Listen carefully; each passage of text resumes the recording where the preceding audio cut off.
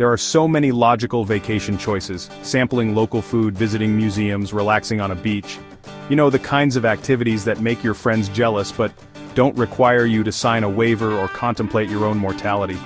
Most people, when they think of a dream getaway, picture themselves sipping something cold under a palm tree, not bracing for a close encounter with the ocean's most misunderstood residents.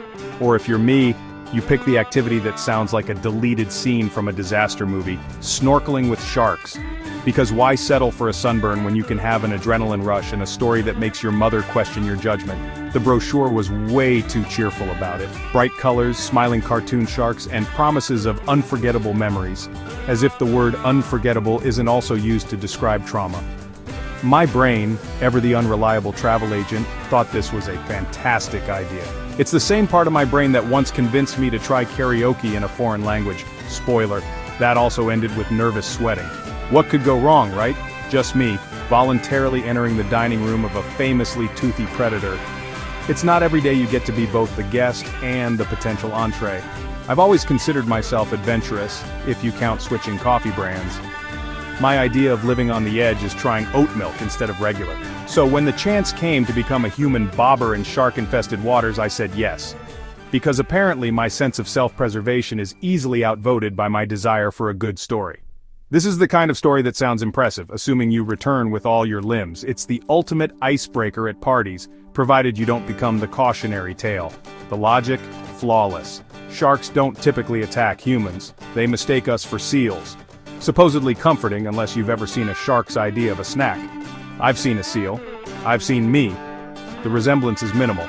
Unless seals have recently started wearing prescription goggles and SPF 50, seals are sleek and full of blubber. I'm mostly anxiety and lukewarm coffee. If a shark is looking for a hearty meal, I'm more of a disappointing appetizer.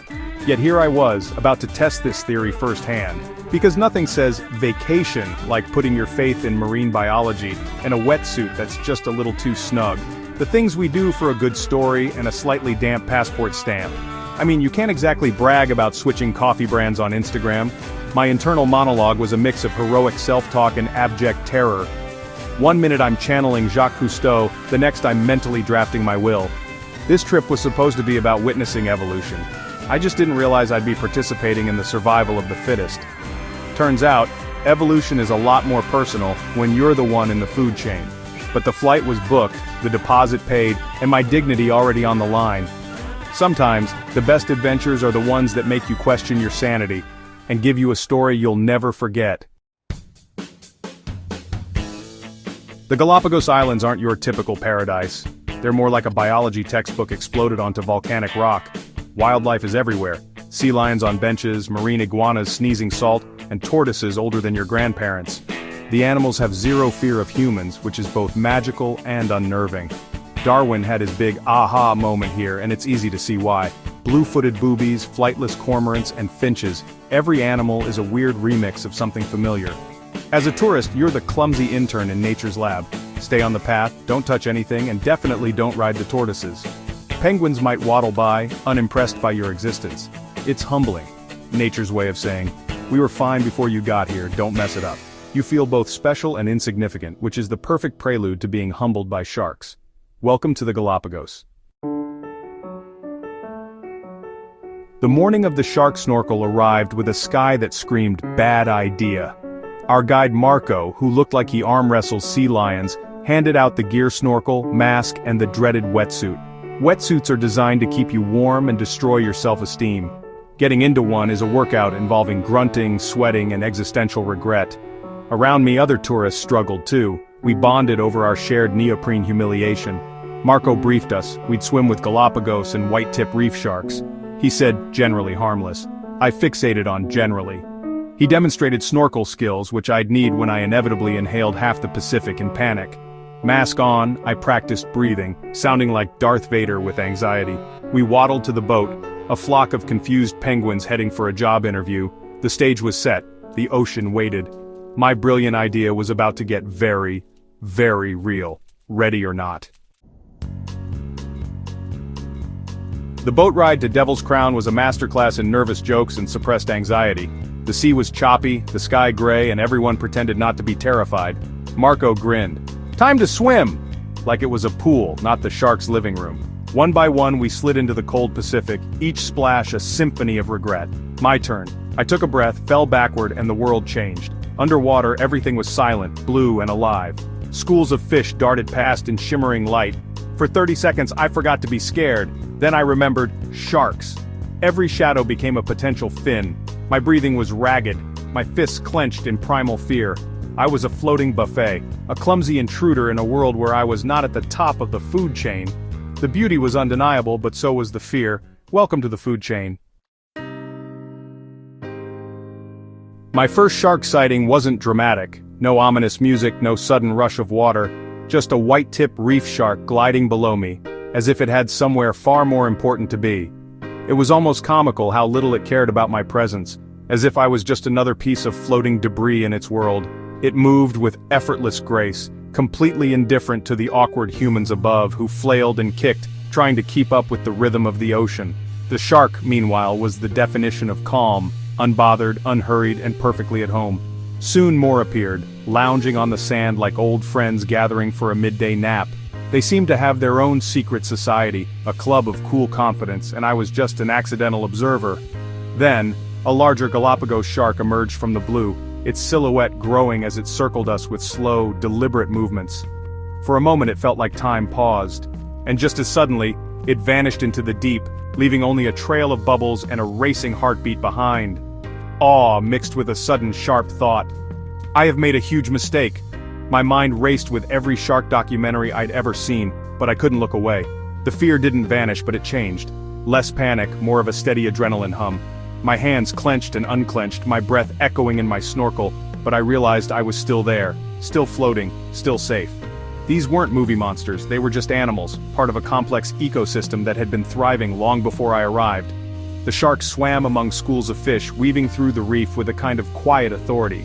My job, I realized, was simple: be the weird, floating thing that doesn't bother anyone.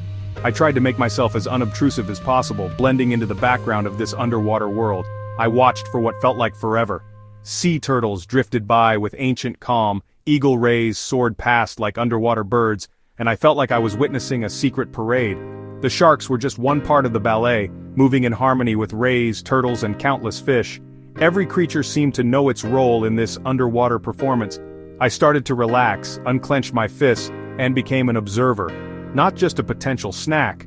The ocean felt less intimidating, more like a vast, living tapestry I was lucky enough to witness. I was a guest in their world, and the hosts seemed content to ignore me, going about their day as if I was invisible. The underwater cast was spectacular, colors, shapes, and movements I'd only ever seen in documentaries, now swirling around me in real life. The sharks were the stars, but the whole show was unforgettable. Every moment felt like a privilege, a glimpse into a world few get to see up close. I was lucky to witness it, to float among these incredible creatures and feel, for a brief time, like I belonged. And luckier still to be ignored, left in peace to marvel at the wonders of the deep. Once the terror faded, I could finally appreciate the spectacle. Devil's Crown was a metropolis of marine life, schools of angelfish, parrotfish crunching coral, turtles gliding by. And then there was me, flailing like a giraffe on ice, my flippers sending me in all the wrong directions.